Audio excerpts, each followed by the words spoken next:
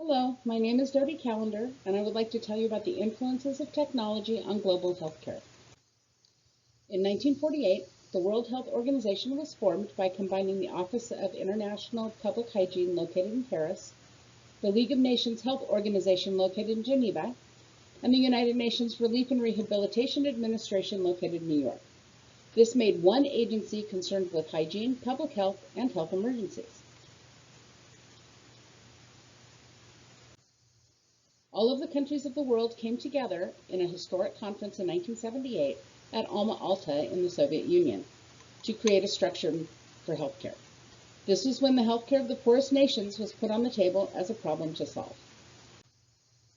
At that conference, the nations made a declaration that primary healthcare is essential and that science and technology should be used to make primary healthcare universally accessible. Health was defined as a state of physical, mental, and social well-being, and not only the absence of disease or infirmity. Record keeping started in the 1920s with paper charting. In 1928, the American College of Surgeons established a repository for medical records called the Association of Record Libraries of North America.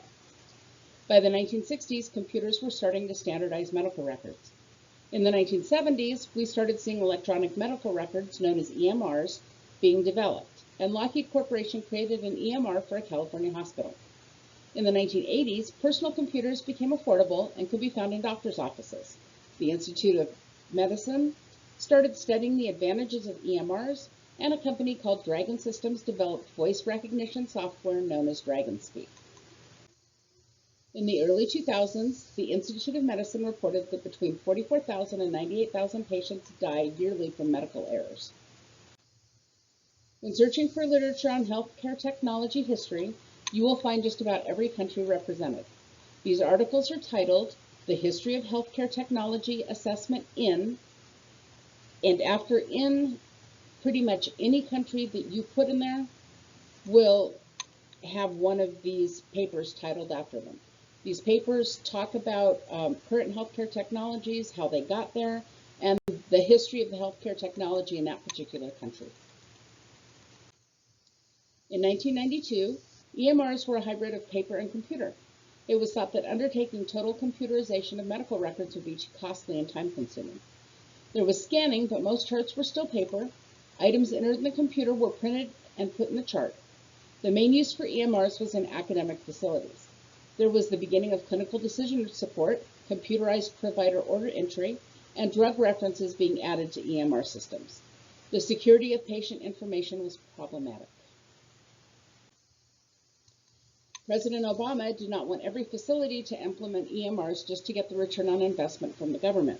Meaningful use, which is using EMRs to improve clinical outcomes as well as reporting those outcomes, was a necessary component for reimbursement in the United States. By 2015, EMRs were in use all over the world. In the United States, part of this was due to high tech. Clinical decision support was more advanced, e-prescribing was implemented, mobile platforms were formed to make record keeping portable, patient and clinician education was added, records were being kept in the cloud, and birth to death data was accessible. Ethical and security issues were still an issue. Today, you can find EMRs in every imaginable healthcare facility. Healthcare providers are still frustrated by cumbersome systems that are not user-friendly. Many organizations feel that more studies are needed to determine if EMRs are truly improving patient outcomes.